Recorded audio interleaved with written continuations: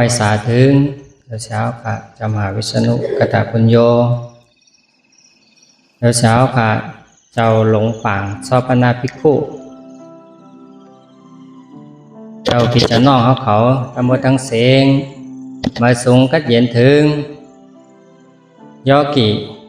ใจยิงเขาผมมาแข่งกรรมตื้อกรรมปฏิบัติธรรมตั้งหมดทั้งเสียง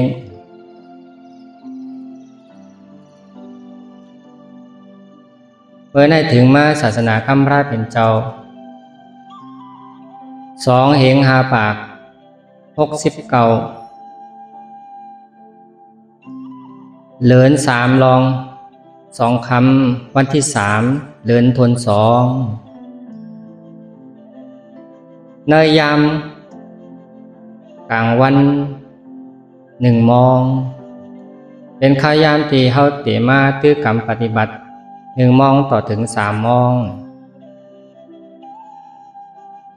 เตียนเฮาปฏิบัติอยู่จังกรรมตื้อกรรมอยู่ในห้องว่าเฮามาตื้อกรรมปฏิบัติทำมาแก่งกรรมวิปัสสนาภาวนามาปึดหมักตาญาณเฮาเกิดขึ้นมีมาในขันธากายตนตัวเฮามันแรงความสอนของพุทธะคำพระเป็นเจ้าศาสนาคำพระเป็นเจ้าเพิ่งแรงอยู่ในขันธากายตนตัวเฮาอันนั้นเฮาว่าเฮามาหับเอาความสอนพระเป็นเจ้าเสียแลเขาเป็นสัมปติเป็นอุปจาตั้งเนยของเฮาพระเป็นเจ้าห้องว่าอาริยสัมปติอริยสัมปติอุปจาที่เป็นอริยาที่อันทอดเมียเสเปิ้นที่อันหาหยาบเสเปิ้นก็เป็นแลข้าวยำสืบในกว่านี่ย่อกี่เขากูก็กูคนตั้งใจ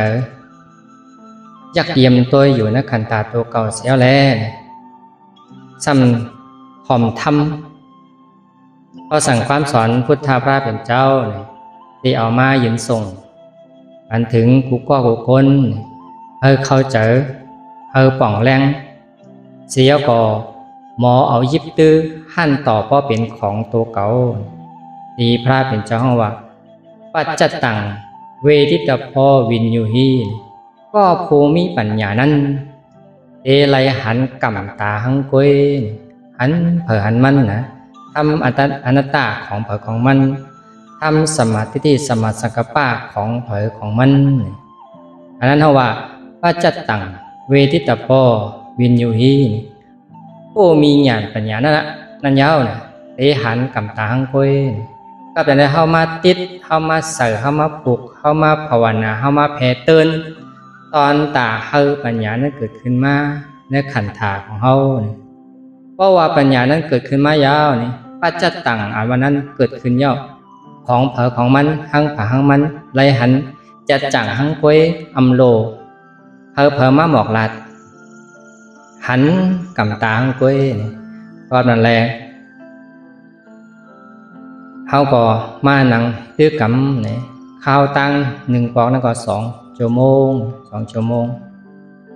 ซ้ำถ่อมทำ1 ชั่วโมง1 ชั่วโมงตั้ง2 อันนี้ก็เตอะไรตั้งปฏิยัติแลเตอะไรตั้งปฏิปัติซ้ำปฏิเวทานก็เกิดขึ้นมา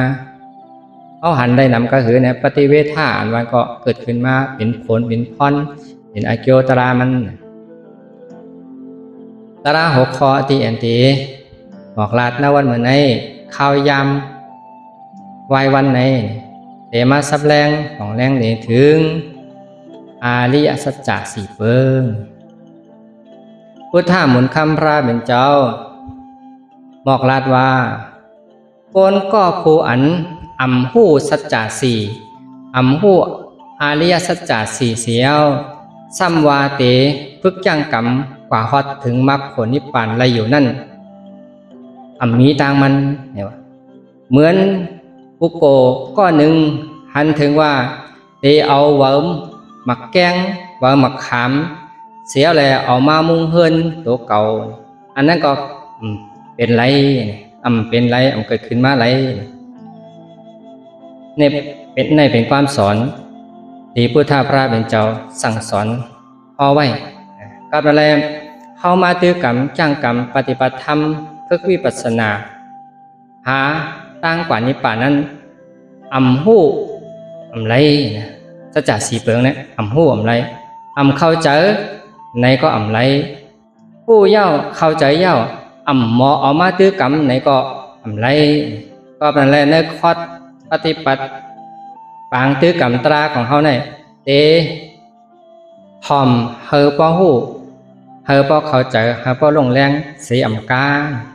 หมอยิบกรรมเอามาเจอตื้อไรเฮามันเป็นพ่อนหลีกำตาตัวเก่าอันนั้นเขาว่าอะไรเขาจะได้หับพ่อนหลีตีความสอนขอสั่งความสอนพระเป็นเจ้าเต้ว่าอันนั้นเป็นข้อมุ่งหมายของพุทธพระเป็นเจ้าพระเป็นเจ้าก่อขึ้นเกิดขึ้นมาจังอย่างหันทำเสียวแลมาหมอกลาดหนีเฮานั่นก็ปุ่นตาเฮอกูก็แจงแรงเขาเจอสัจจะสีนั่นเย้านะก็ได้ถามว่าพุทธะมุนคำราเป็นเจ้านั้นแจงหยันหันทำอีสังนี่คนเฮาเจอเป็นพุทธภาษาก็ได้หมอกลาดเหมือนกันกูก็ว่าพุทธะพระเป็นเจ้านั้นแจงหยันหันทำอันว่าแจงหยันหันทำอีสังแจงหยันหันทำสัจจะสีเฟิงในเย้าสัจจะสีก่อนอ่อนตั้งเจมเมอไปหู้สัจจะสีนั้นพุทธพระเป็นเจ้าก็มีกิเลสนะเจ้าชายสิทธัตถะเนี่ยก็มีกิเลสเหมือนกันโลกตีมีเสียแล้วมาป่องแรงลงแรงเพลวปัดแปดต่อข้อนต่อว่าแจงหยันหันทำสัจจะสีเสียก็ผ่าแซบแทบแปดกิเลสตั้งหมดตั้งเสียงเสียก็ขึ้นเป็นสัมมาสัมพุทธะอนุตตรสัมมาสัมโพธิญาณอันนั้นเขาว่านำตอนพรหลีตีพุทธเจ้าจังหยันหันธรรมเนี่ยเสียเอามาบอกลาดสั่งสอนเนี่ยก็วันตั้งสุดตีห่อเนี่ยไก่นั้นว่าธรรมจักกะวัตนสูตรเนี่ยสุดตันเนี่ยห้อนั้นเขาว่าธรรมจักกะนั่นก็มีปาห้องว่าสัจจะสี่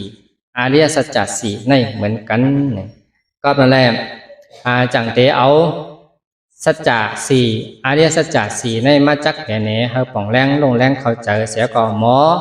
เอายิบตื้อเฮามันก็เป็นสัมปติอุจจะตั้งเนอของเผยของมันก็ว่ามันลำลองนะเนี่ยเป็นลำลองนะตอนตาเตอาหารคนทบยาทำตราตีอันจัดอันหมานเตรียมมีอยู่ในขันธากายตนตัวเฮาแต่ได้หันว่าพุทธพระเป็นเจ้าห่อตาหน้าก็เย้าศีลาก็เย้าเนี่ยเพราะว่าผู้หันว่าคนก็นั่นเตหับจำคนนี้ปั่นกัดเย็นได้อยู่จื้อในพระเป็นเจ้าพุทธจังห่อสัจจะสีในลบลื่นเพราะว่าห่อสัจจะสีในลบลื่นทีเหลอก็เหลอไหนก็เย้าเนี่ยคนก็นั่นผีก็นั่นขึ้นว่าแจงหยันหันทำเข้าฮอดถึงนิพพานกูก็นะตีนสุตตานตีนวุฒุกุดเบิงเปิงในพ่อเขาได้อ่านญาไรถ่อมญาเนี่ยก็คนก็นั่นไรถ่อมไรหู้ตีพระเป็นเจ้าข้อสัจจะเนี่ยก็บอกว่าเข้าถึงนิพพานกูก็เป็นอะไรเข้ามาพึกจังกรรมตราวิปัสสนาตอนตาฮอดถึงนิพพานนั่นนี่ก็เขาจะได้เข้าเจอป่องเจอลงแรงหมอออกมาเจอตื้อเหมือนกันเมื่อกูบอกปานพระเป็นเจ้าแต่ก็ว่าเป็นมีปรมีมาจอมพุทธพระเป็นเจ้าไหลจ้างกรรมมาไหลกรรมพาหลายแสนสังเขจอมพุทธพระเป็นเจ้าบางว่าบางปอกบางก็บางเจ้าถ่อมยินกวยก็เนี่ยไหลแจงอย่างทันตั้มบอกว่าเขาเจอตัดอัตตาทิฏฐิมิจฉาทิฏฐิตกแปดเสียก็ขึ้นเป็นอริยปุกโกซ้อตาปันกว่าคำเลี้ยวเนี่ยอันนั้นว่าเจ้าปรมีเนี่ยจังว่าเกิดขึ้นมาพบทบศาสนาพบทบพุทธพระเป็นเจ้าต่อหน้าเวลาเขาทั้งหมดทั้งเสียงในเขาว่าเป็นปกติสาวกะใจเจ้าปรมีเวลาเป็นก้นที่อันมีกุศลหน้าหมุนเฮมานำเฮ็ดมาน สร้างหลาหน้าศีลาภาวนามานํเสียวก็กู้โสนั้นยืนส่งมาฮอดถึงเนยโจแก็บอ่อนกำหนึ่งในโลกาในมีพุทธะพระเป็นเจ้าก่อพุทธขึ้นมาเนี่ยเฮาซ้ำเกิดมาหบญา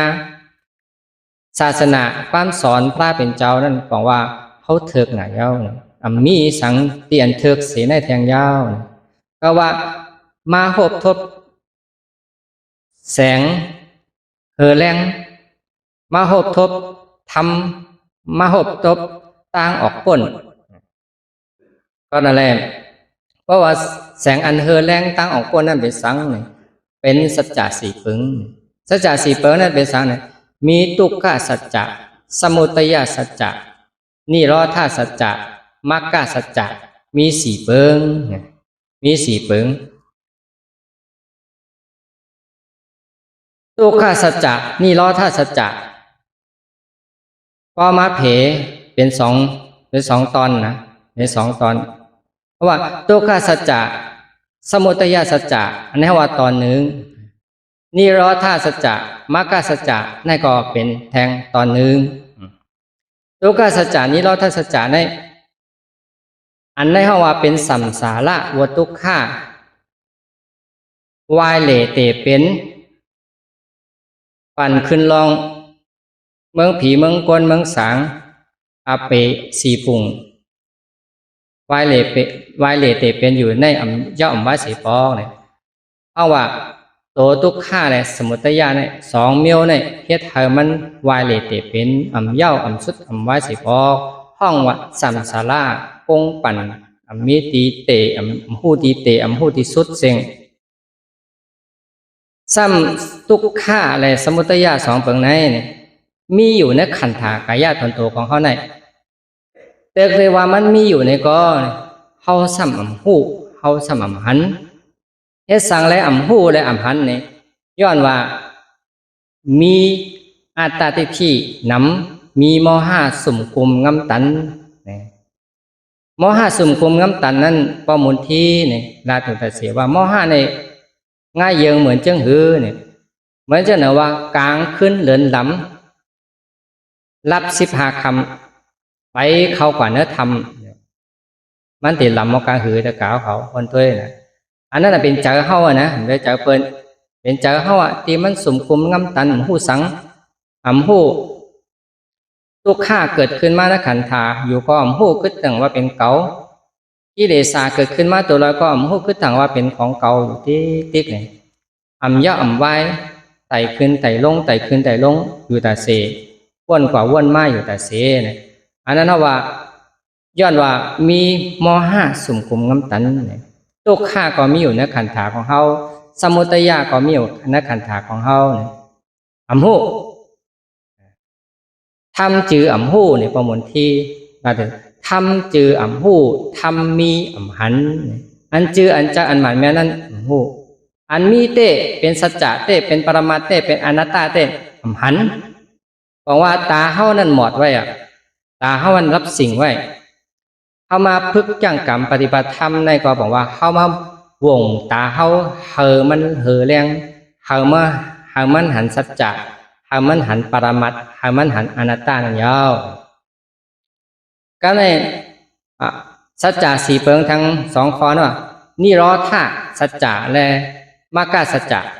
สองเปิงในเข้ามาเป็นธรรมตราอันเป็นภายล้อกุตตราทุกข้าสัจจะสมุทัยสัจจะในห้องว่า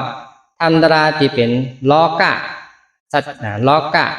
ล้อกี่เนี่ยปั่นนะล้อกะล้อกี่เขาปั่น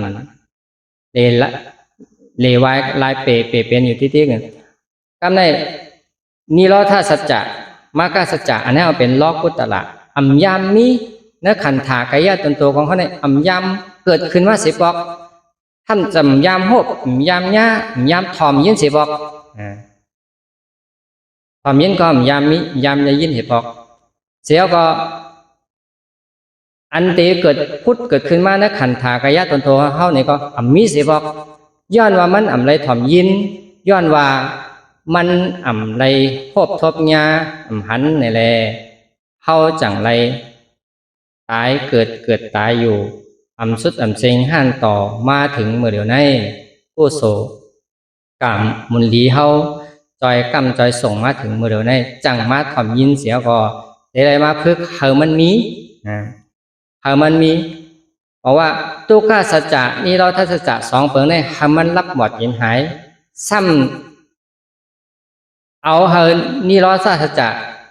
มรรคสัจจะในเฮาเกิดขึ้นมีมาเนื้อขันธากายะตัวของเฮานี่บอกว่ามาลายกันนะ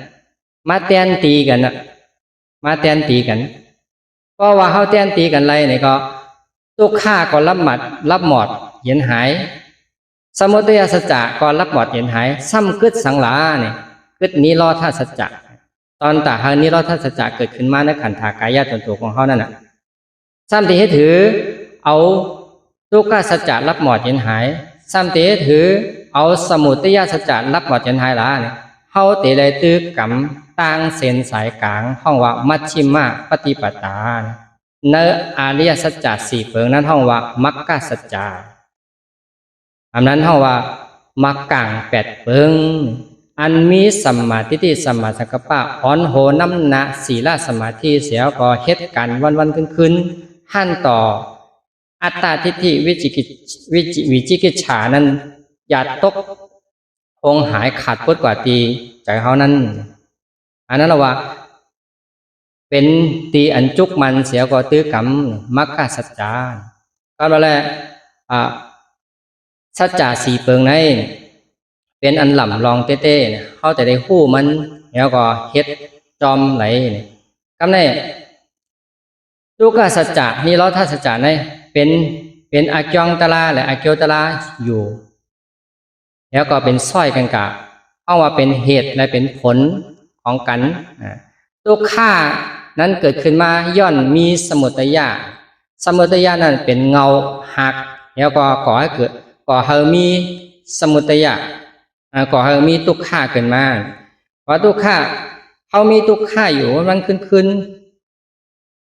ในย้อนสังเนี่ยย้อนมาสมุทัยะ สมุทัยะก็อะไรมันจังเย่าไว้เสียปองก็ในเตมาสับแล้วเนี่ยว่าทุกข้านั่นเป็นสังทุกข้าในเพราะว่าตั้งปัญญาอันนั้นว่าปิ้งยับ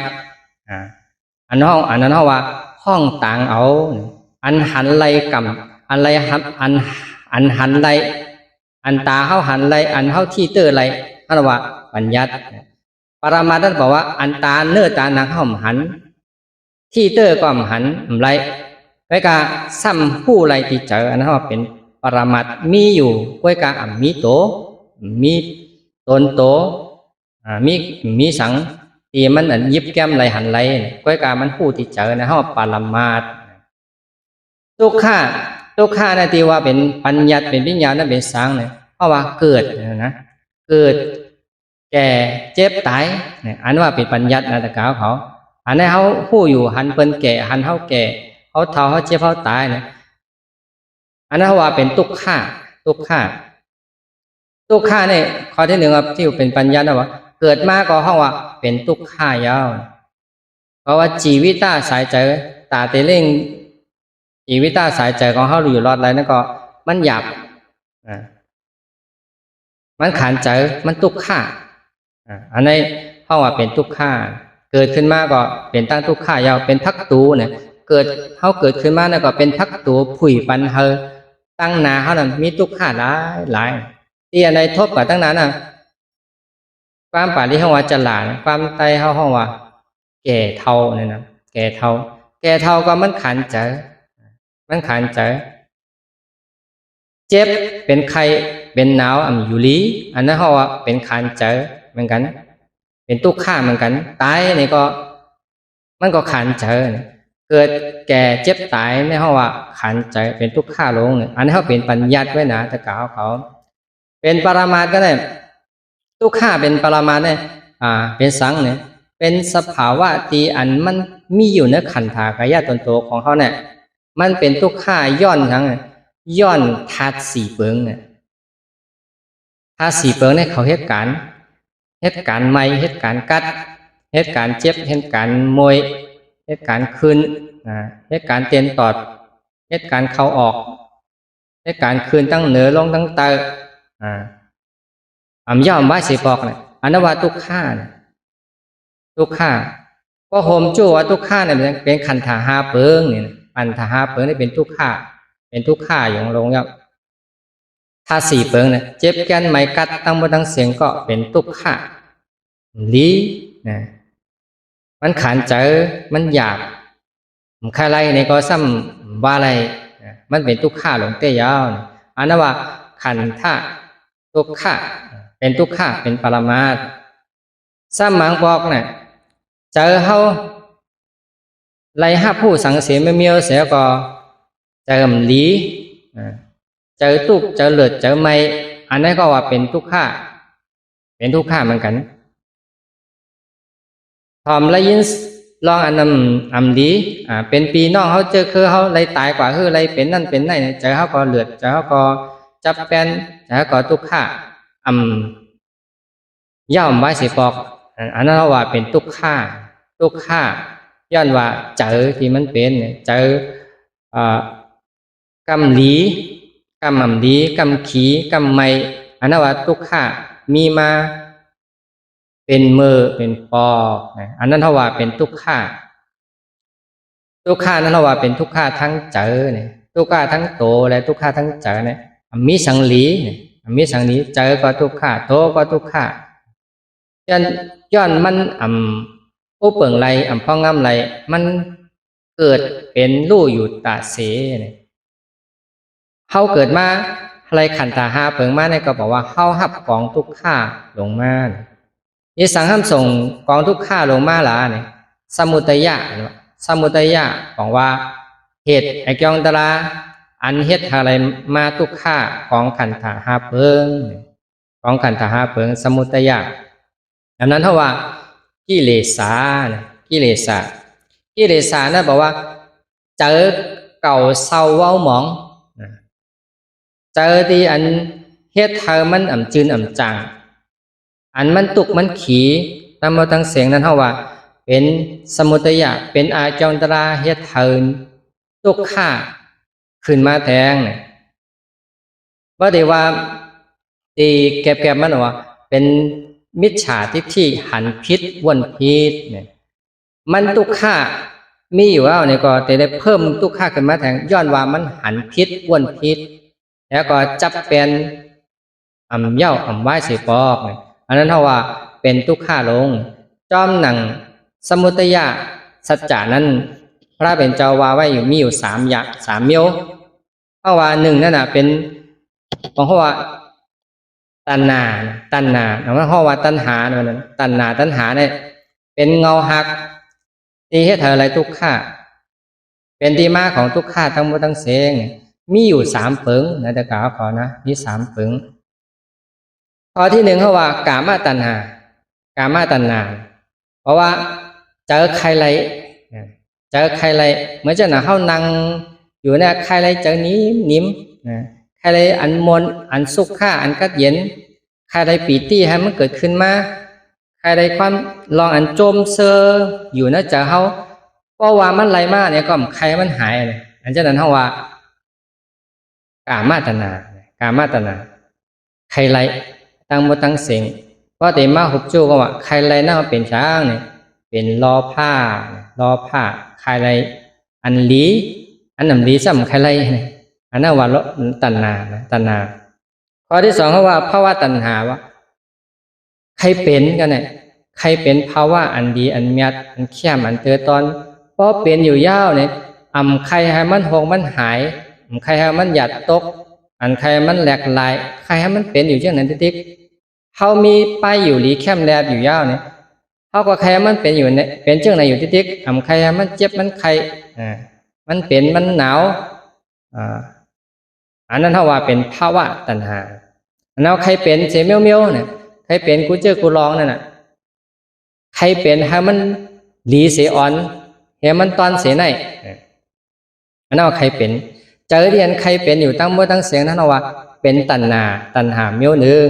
อันนี้ก็เป็นภาวะใจของเขาเพราะว่าเขามันนั่งจ้างกรรมตื้อกรรมอยู่ที่จังไหนเนี่ยเพราะว่าเจ็บขึ้นมาเนี่ย ใครหายอันนั้นว่าเป็นกามตัณหาใครไรอันนั้นว่าเป็นภาวะตัณหาใครเป็นจังไหนนี่เป็นภาวะตัณหามันก็เกิดขึ้นอยู่ในกายขันธ์ของเขากูมือกูยามไว้กับเขาผู้จักมันเว้เนี่ยก็นั่นแหละเพราะเขามาพฤติกรรมวิปัสสนานั่นเองบอกว่าเขาอยากตัวเสียก็กามตัณหาใครไล่อันกัดอันเย็นใครให้มันเป็นอันเป็นไหนเป็นอยู่ก็ย่อก็ใครให้มันเป็นเนี่ยให้ใครมันหายกว่าเนี่ยอันนั้นก็เพราะว่าตัณหาใครเป็นเนี่ยใครเป็นเนี่ยใครอะไรก็ย่อใครเป็นก็ย่อเตียนมันเป็นอยู่เมื่อเดียวนั้นเนี่ยเขาก็วนวางแปดนั่นว่าวางกามตัณหาภาวะตัณหาเนี่ยตัณหาทำเปิดนะสว่าวิภาวะตัณหาเนี่ยเขาป้นเนี่ยก็เนี่ยนะเคยป้นโอ้ขันเจอหนาเมื่อไรตีเย้าตีว่าตีสุดตีปอกเจ็บกันไม่กัดจะไหนเมื่อไรตีสุดตีเสียงเมื่อไรตีป้นตีรอดนั่นก็เพราะว่าเขาเจ็บกันไม่กัดขึ้นมายาวเขาก็ขึ้นเหยค่ายเหยยุกเหยยาเหยมันก็ป้นยาวนี่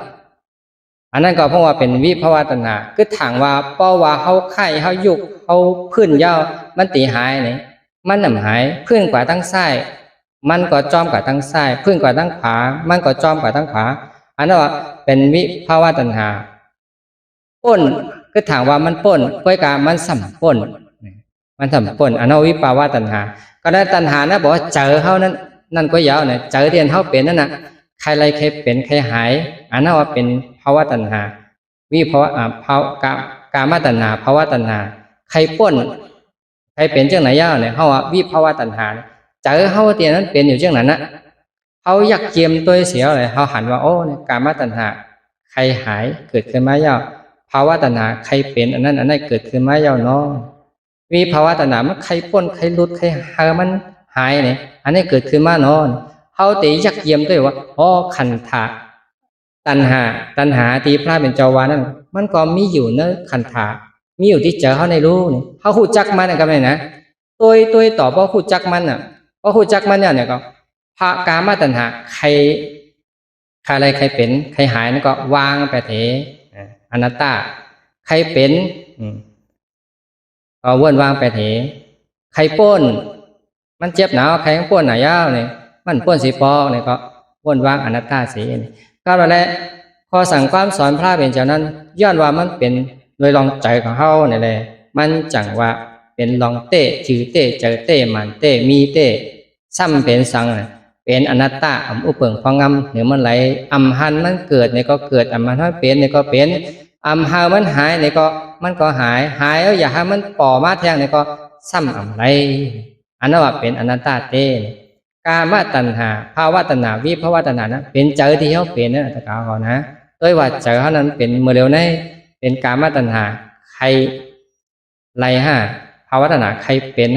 วิภาวะตัณหาใครทั้งป้นภาวะเมื่อเร็วในอันนั้นอะไรเป็นก้อยกะอะไรเปิดขึ้นมากกว่ายาวเนี่ยเขาป้นวางแบบสีเพราะว่าวางเหตุตุกขะวางเหตุก็ว่าสมุทัยสัจจะที่ในเพราะว่าเป็นเหตุอกิยงตราของตุกขะทั้งหมดทั้งสิ้นมันยังแค่เพิ่มตุกขานำขึ้นมาติ๊กๆเนี่ยก็นั่นแหละพระเป็นเจ้าจังว่าสมุทัยสัจจะนั่นจะได้วนวางแปดวนวางแปดอันนั้นว่าตุกขสัจจะสมุทัยสัจจะเขาก็เหตุการณ์โฮมกันนะแต่กล่าวเขาเหมือนเช่นว่าก็เจ็บขึ้นมาเนี่ยเจ็บขึ้นมาเนี่ยเจ็บนั่นเป็นสังเนี่ยเป็นธาตุลมเอาเป็นการของเขาเป็นหั่งมันว่าอะไรเลือกอะไรเนี่ยพอเจ็บขึ้นมาเยอะเนี่ยกามตัณหาก็ว่าใครหายภาวะตัณหาก็ใครเป็นวิภาวะแต่ว่าใครป้นใจของเขาเนี่ยมันเกิดขึ้นมาอยู่เช่นนั้นนะอันนึงเกิดขึ้นมาแล้วก็ปั่นวนอยู่แต่เสียก็มาแล้วตัณหานั้นมันให้สั่งเนี่ยมันมายึดมากุมมากำมายุงมาเกาธาตุทั้งสี่เปลืองนั้นแล้วก็ใครอะไรใครเป็นใครหายอยู่เย้าวันคืนเจอว่ามันตึกมีเมื่อเข้ามานั่งปฏิบัติจังกรรมในก้อยมันมีมาเจ็บมือเขาเกิดมีมาแต่มือพูดว่ามันนับหนึ่งทีละนี่พระเป็นเจ้าวานะอะไรเพราะว่าเขามาถึงที่ไหนเขาบอกเขาหัวเขาอยากเจียมตัวว่ามันมีเตห้าเจ้ามันเจอเตห้า เฮามาแก่งกรรมปฏิบัติวิปัสสนากรรมฐานที่ไหนๆนี่ก็เฮาก็อำรู้เลยใครสั่งนะเฮามาตอนเฮาว่ามาจามจักเยี่ยมได้ว่าตีพุทธพระเป็นเจ้าวาไว้รัดไว้นั่นจ่องมันใจที่ห้านะเฮามันหันทางแจงโดยต่างอย่างของเฮานะเพราะหันทางแจงโดยต่างอย่างของเฮาเฮาจังไกยุ่มหันเฮียก็ยุ่มเพราะว่าธรรมสถานเพราะธรรมสถานเกิดขึ้นมาแล้วนี่คนก็นั้นห่างธรรมะห่างตระตีแก้งกำขึ้นกว่าตั้งนาที่ก็ยาวก็แล้วทุกขสัจจะก็มีอยู่ในตัวเฮาสมุทัยสัจจะก็มีอยู่ในตัวเฮาเจ้าหนังเตียนลาดมาเมื่อไกลในอันนั้นว่ามันมีอยู่วันขึ้นอ่ำย่ออ่ำไว้สีปอเพราะว่าเฮาจ้างกรรมอ่ำตื้อกรรมเนี่ยเฮาก็สำเร็จตกอยู่ในภาวะของทุกขสัจจะสมุทัยสัจจะในสืบกว่าตั้งหลังนำมาก็คืออ่ำหูไหลตั้งนาตีก็สุดเสียงที่ไหนเนี่ยก็อ่ำหูไหลเหมือนเก่าเว้ยก็นั่นแหละพอมาเฮามาพบทบศาสนาเฮาฮู้จักล็อกลายจ้างกรรมมันบอกว่าเฮาติมาวางเป็ดตัณหาวางเป็ดมิจฉาทิฏฐิที่หันว่าเป็นเก่าหันว่าใครไล่ใครเป็นใครป่นอันนั้นที่มันเกิดอยู่กูเจอกูอย่างนักขันตาของเขาเมื่อเร็วในเขามาวุ่นวางแปดมันมีตื่นตังอันดีอันงามอันจ้าอันแข็งอันคึกกับคึกการเป็นเมื่อเร็วในก้อยในตะกาวเขาเดี๋ยวว่างเมื่อป่นมาก่อมไรเดี๋ยวไว้ว่นว่างเมื่อนากว่าในก่อมไรมันมีอยู่ปัจจุบันย่ำเดี๋ยวในก้อยอันนี้เป็นอันดับรองเสเป็นสูตรทุกขสัจจะสมุทัยสัจจะสองเพิงในเนี่ยเป็นตีอันมีอยู่เป็นอยู่เนื้อขันธากายะตนตัวเฮาเตะไหลมาหั่นต่อเมื่อเร็วเพราะว่าเฮาอ่ำวนว่างไรเฮาหูจักมันนี่ก็ทำแต่ยาวกว่าก็มีที่สิ่งเจงที่สุดไรเหมือนกันก็นั่นแหละเฮาแต่ไรหูจักมันแล้วก็หมอวนวางแบบมันเพราะวางตัณหาสามตัวไล่เนี่ยทุกขสัจจะอันว่าก็รับหมดเพราะว่าเมื่อสมุทัยสัจจะรับหมดทุกข้าก็รับหมดเพราะว่าทุกข้ารับหมดว่าเกิดแก่เจ็บตายอันนั้นก็ที่ว่าเป็นปัญญาตั้งก็ตีหายกว่าจอมภาวะจารนาจารื่นก็เต็มมีแต่ว่ากัดเย็นเป็นนิพพานอำลายค่ายเป็นอมตะอยู่เช่นนั้นที่กล้วยอันนั้นว่าทุกขสัจจะสมุทัยสัจจะเป็นโลกะเป็นโลกิปัญโยชน์เช่นนั้นสัตวะกูโตคนกูก็ผีกูตนสางกูตนเนี่ยก็มีทุกขสัจจะสมุทัยสัจจะเนี่ยเหมือนกันหมดมีอันเวลอดไหลนอกเสียว่าคนที่อันมาถ่อมทำพระเป็นเจ้าเสียแล้วพึกยังกรรมหั่นต่อเพราะว่าว่างตัณหาตั้งหมดตั้งเสียงไหลเสียยาวจังไกป่นรอดไหลก็ได้แล้วเขาก็เป็นคนก็อันมีหมุนทับปรมีเยอะมันมีกุศลหน้าหมุนเยอะเสียก็อะไรมักยังกรรมนั้นบอกว่าดียุบยองตั้งหนีกุศลหน้าหมุนตีนเอาเฮ็ดสร้างไว้มือลื่นหลังป้นมานั้นที่เตววานกำในสัจจะสี่เปิงข้อที่สามเขาว่านิโรธาสัจจะข้อที่สี่เขาว่ามรรคสัจจะสองเปิงในอัมยามมีมาในขันธากายะตนตัวของเขาในอัมยามถอมอัมยามยินเสียก็อัมยามพึกย่างกรรมสิปอกย้อนสังเนี่ยย้อนว่ามันเป็นจันทั้งจันหนึ่งเขาว่าจันล้อกุตราทุกนิโรธาสัจจะสมุตินิโรธาสัจจะมรรคสัจจะสองตัวนี้เป็นนิโรธาบอกว่าอ่ำลายค่ายอ่ำตายเกิดอ่ำแลกลายนิโรธาสัจจะนั่นเพราะว่าเป็นพรปางพรเป็นพรไหลเป็นอเกียวตลาเตียนเกิดขึ้นมาย้อนว่ามรรคสัจจะเหตุการณ์เย้าโตหลีงามเต็มทนก็แหละนิโรธาสัจจะนั้นเขาว่าเป็นอเกียวเป็นผลมรรคสัจจะนั้นเขาเป็นว่าอเกียงเป็นเหตุตอนตาเฮาผลเฮ อาโจเกิดขึ้นมาเฮนิโรธาเกิดขึ้นมานั้นเตไลจุกมันอยู่ที่มรรคสัจจะเสียเย้าก่อเหตุการณ์วันคืนเพราะว่ามรรคสัจจะเหตุการณ์ไล่เต็มทนเต็มตีถึงตั้งยาวเนี่ยก็มันจังไกก่อเกิดเป็นนิโรธานิโรธานะตาโปรเฮ็ดตัวสร้างมันเป็นพรเป็นอันมันเกิดขึ้นมาย้อนมานี่มรรคสัจจะในเหตุการณ์ถึงตั้งนั่นก้อยนี่เราถ้าสัจจะนั้นเป็นสังเนี่ยเพราะว่าทุกข้านั้นรับหมดสมุทัยรับหมดสัจจะ4เปิงข้อที่1ข้อที่2นั้นรับหมดเย็นหายเกิดขึ้นมาสิปอกเกิดขึ้นมาแทงสิปอกเนี่ยอันนั้นว่านี่ล้อท่าสัจจะอันนั้นเฮาว่านิพพานบอกว่ารับหมดเย็นหายทุกข้ารับหมดเหตุทุกข้ารับหมดทุกข้าสัจจะรับหมดสมุทัยสัจจะรับหมดอันนั้นว่านิพพานก็ไปแล้วเพราะว่าเข้ามาถ่อมถึงที่ไหนเนี่ยจะกล่าวเขาจะหันว่านิพพานอันว่านั้นมันเป็นได้จังกรรมเฮ็ดให้ทุกข้าเตียนมีอยู่ในขันธากายตนโตก็นั้นรับหมดเห็นหายเป็นไล่ตีอันเฮ็ดให้สมุทัยสัจจะตัณหาอัตตาทิฏฐิวิจิกิจฉาตั้งว่าตั้งเสียงเนี่ยรับหมดเห็นหายเพราะว่ามันรับหมดเห็นหายเนี่ยนิพพานอันว่านั้นก็เกิดขึ้นมาหั่งมันจะกล่าวเขานะเกิดขึ้นมาหั่งมันอันนั้นว่าการของเฮาเย่าโตนะเพราะเฮ็ดกว่าถึงที่นั้นนิพพานนั้นว่าในซ้ำซะมี2เปิงพอมาด้วยที่พุทธพระเป็นเจ้าเป็นตัวอย่างมันเนี่ยตั้งแต่เอาพุทธพระเป็นเจ้าแจงหยันหันทำเติมไม่หย่องพอที่เมื่อเหลือน6 มนอายุเจ้าไร35 ว่า35 ปีเนี่ยตั้งแต่เอานั่นมาเนี่ยห้องว่านี่รอท่านิพพานเป็นนิพพานที่อันพุทธเจ้าเขายังมีชีวิตมีสายเจอมีโจจัดปานอยู่จังนั้นนะห้องว่านิพพานท่านต่อเพราะว่ามาถึงอายุอาศักเจ้าไร80 ปีเนี่ยแต่เอา35 ถึง80 ปีเนี่ยมีข้าวตั้งอยู่45 ปีเนี่ย45 ว่าหน้าข้าวตั้งนั้นเขาว่าสาอุปาทิเสสนิพพานสาอุปาทิเสสนิพพานตีอันยังมีขันธหาเปิงอยู่หวังว่ายังมีโตมีใจอยู่ไว้กากิเลสตั้งหมดตั้งเสียงนั้นมีนักขันถ่ายกายตนโตเสอิดยาวเนี่ยกัดเย็นอยู่มนกัดเย็นอยู่ต่อถึง45 ปีอันนั้นเขาว่านี่ล้อสัจจะ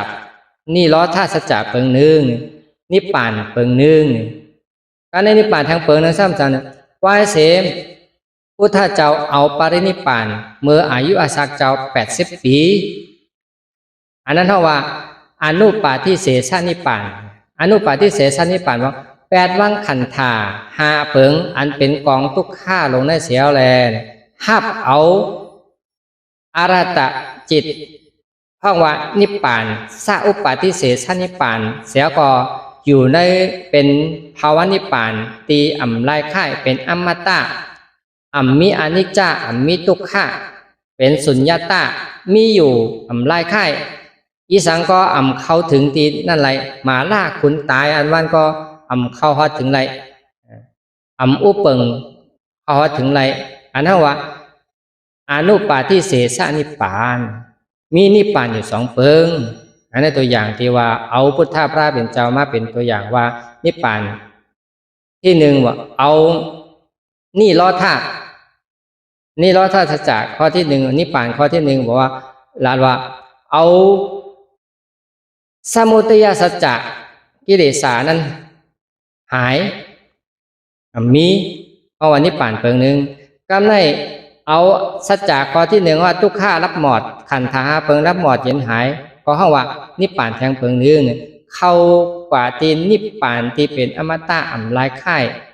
มีอยู่ก้วยกะลายค่ายตายเกิดแทงนี่อันนั้นเอาว่านิพพานข้อที่2นิพพานข้อที่2 ก็มาเลยนี่ล้อท่านี่ป่าเนี่ยเตเกิดขึ้นมาจังนั้นไรเนี่ยก็มันอยู่ตีเลยเนี่ยอยู่ตีอจองตระอยู่ตีเหตุที่ว่ามักกะสัจจะมักกะสัจจะมักกะสัจจะนั้นบอกว่าล็อกลายตื้อกรรมเส้นตั้งสายกลางมักอริยมรรคแปดเปิงอันมีสัมมาทิฏฐิสัมมาสังกัปปะอ่อนโหนน้ำนาเหตุการณ์ในนั้นยาวก็นั่นแหละแล้วก็เขายกกี่ผู้ก่อเขาทั้งหมดทั้งเสงนี่เข้ามาตื้อกับปฏิบัติวิปัสสนาก็บอกว่าเข้ามาจุกอยู่ตีมอริยมรรคแปดเปิงเสีย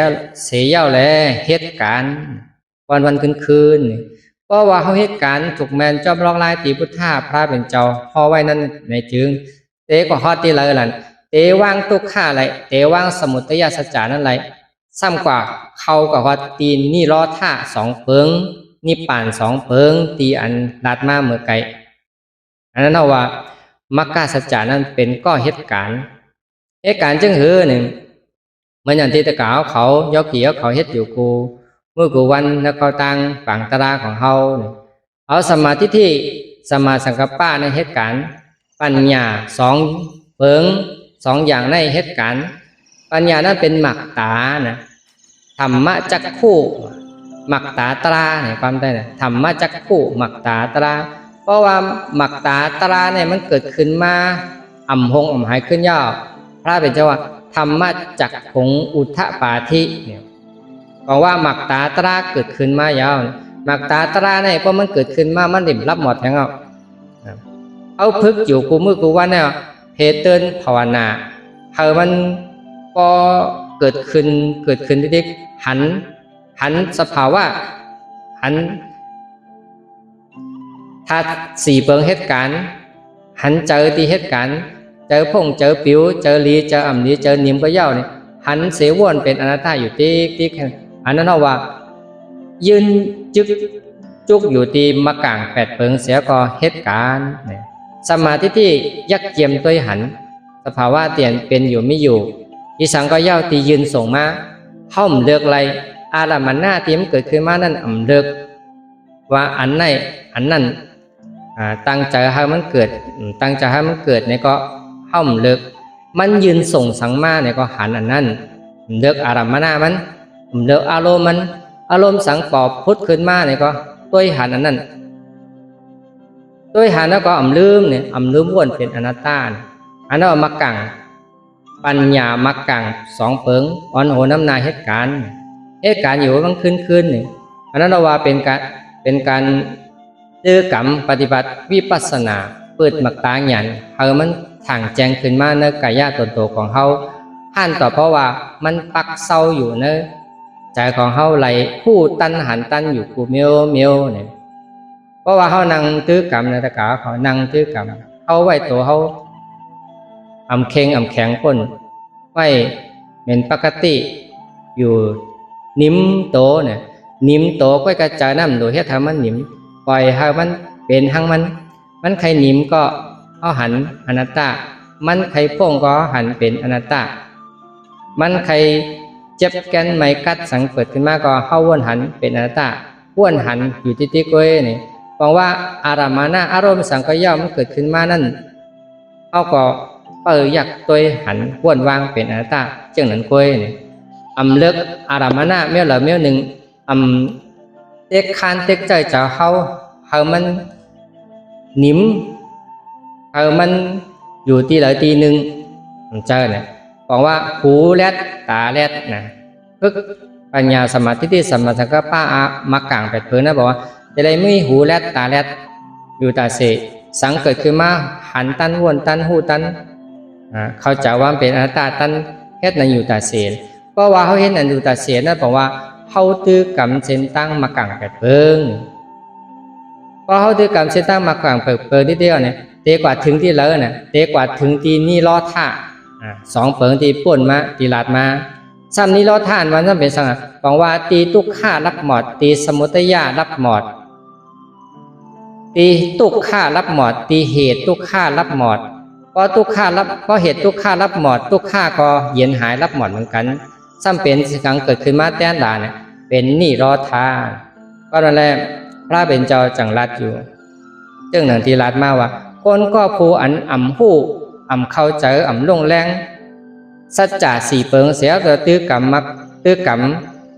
ว่าเฮานั้นหมอกว่ามักผลนิพพานและอยู่นี่อันนั้นอ่ำมีตังมันมีตังมันเหมือนเช่นหนังคนก็พูดเตเอาเวอร์หมักขามเวอร์หมักแกงมามุงหลังคาอันนั้นก็เป็นกว่าไรนี่ก็นั่นแหละตะกาวเขา